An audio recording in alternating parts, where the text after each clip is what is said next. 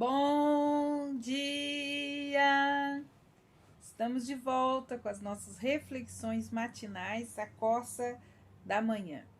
Estamos aprendendo a respeito da vontade de Deus para as nossas vidas através de vários princípios, circunstâncias, fatores que acontecem em nossas vidas.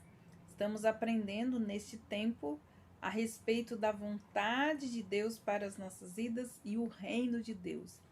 E estamos refletindo a respeito de algumas parábolas e quais são então esses princípios a respeito do reino que nós podemos conhecer através das lições preciosas que cada uma delas deixa para nós. Então, nós estamos aprendendo quais são os caminhos do reino. Os ensinos de Jesus estão repletos de princípios sobre como viver no seu reino, já que a palavra de Deus diz para nós, lá em 2 Pedro, que nós fomos transportados do reino das trevas para o reino do Filho do seu amor. E nós temos aqui mais algumas parábolas do reino, e elas trazem verdades importantes a respeito do reino de Deus. E nós vamos então dar uma olhada mais uma vez. Hoje eu quero falar sobre a parábola da rede, que está lá em Mateus, capítulo 13, versículos 47 e 50, que nos diz assim: O reino dos céus ainda é semelhante a uma rede que foi lançada ao mar e apanhou peixes de todas as espécies. E enquanto já estava cheio, os pescadores as arrastaram para a praia e assentaram. Escolheram os bons para os cestos e jogaram fora os ruins. Assim será no final dos tempos. Os anjos sairão, separarão os maus dentre os justos e lançarão na fornalha acesa, e ali haverá choro e ranger de dentes. O que nós podemos aprender, então, a respeito dessa parábola? Podemos entender que Deus e seus anjos é que farão a separação entre os ímpios e os justos por ocasião do julgamento. Importante nós entendermos isso, como nós vimos na parábola do joio e também do trigo, que o Senhor é que faz a separação daqueles que são dele e daqueles que não são. Outra parábola que nós temos também em Mateus, capítulo 18, versículos de 23 a 35, que é a parábola do servo malvado. Vamos ver o que nós podemos então aprender com esta parábola. E diz assim então a palavra de Deus: Por isso, o reino de Deus, o reino dos céus, é semelhante a um rei que resolveu ajustar conta com os seus servos. E passando ao fazê-lo, trouxeram-lhe um que lhe devia 10.000 talentos. Não tendo ele, porém, com que pagar, o patrão ordenou que fossem vendido ele, a mulher, os filhos e tudo o que possuía, e que assim a dívida fosse paga. Então o servo, caindo aos pés dele, implorava: Tenha paciência comigo, e eu pagarei tudo ao Senhor. E o senhor daquele servo, então, compadecendo-se, mandou embora e perdoou-lhe a dívida. Saindo, porém, aquele servo encontrou um dos seus conservos e começou a sufocá-lo, dizendo: Pague o que você me deve. Então o seu conservo, caindo aos pés dele, pedia: Tenha paciência comigo, pagarei tudo a você. Ele, porém, não quis, pelo contrário, foi e o lançou na prisão até que saldasse a dívida. Vendo os seus companheiros o que havia acontecido, ficaram muito tristes e foram relatar ao seu senhor tudo o que havia acontecido. Então o senhor, chamando aquele servo, lhe disse: Servo malvado, eu lhe perdoei a dívida toda, por que você me implorou? Será que você também não deveria ter compaixão do seu conservo, assim como eu tive compaixão de você? Indignando-se o senhor, entregou aquele servo aos carrascos, até que ele lhe pagasse a dívida. Assim também o meu Pai que estás no céu fará com você, se do íntimo não perdoardes cada um o seu irmão. Aqui nós temos então o dono, a qual o servo tinha uma dívida muito grande, seu senhor.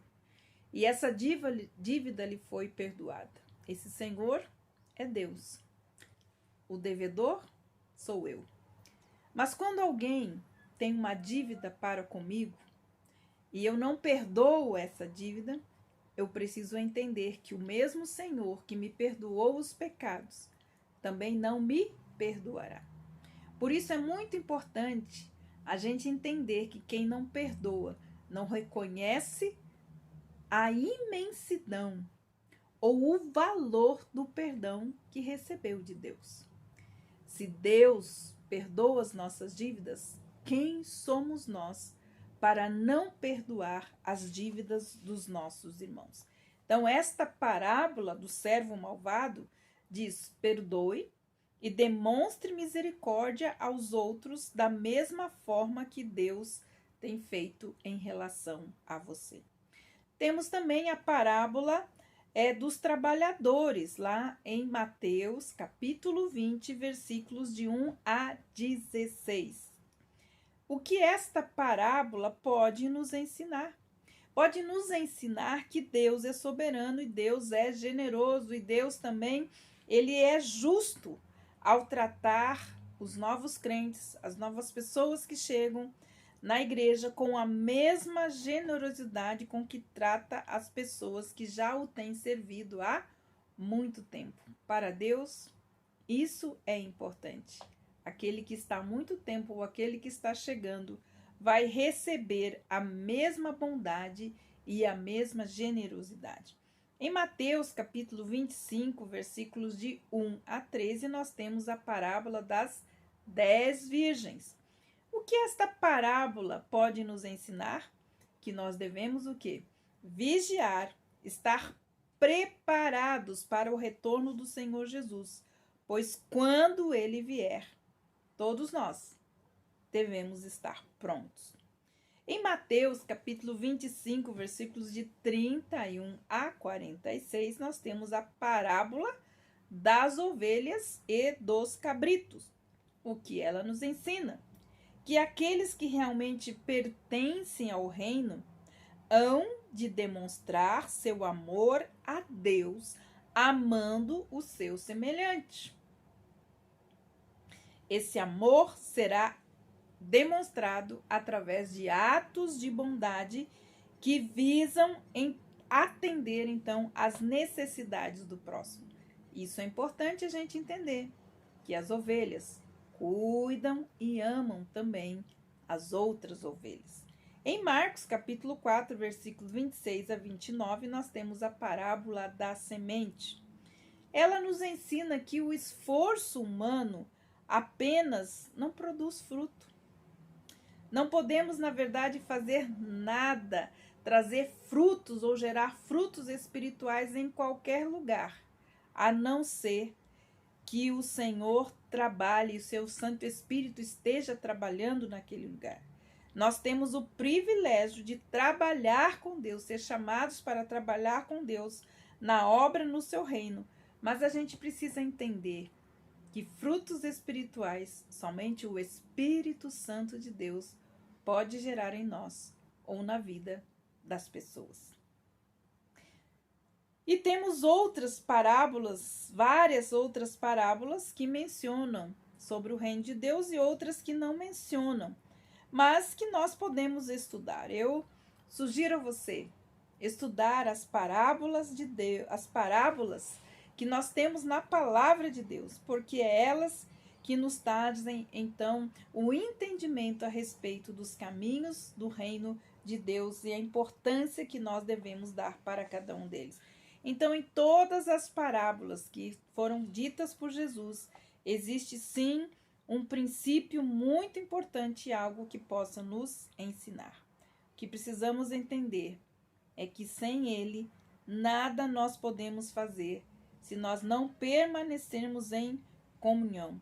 quando nós continuamos no relacionamento de amor pessoal com Ele, então todos crerão nele, mas também pelas nossas atitudes de bondade e também pela nossa ação de perdoar e perdoar sempre quando somos ofendidos.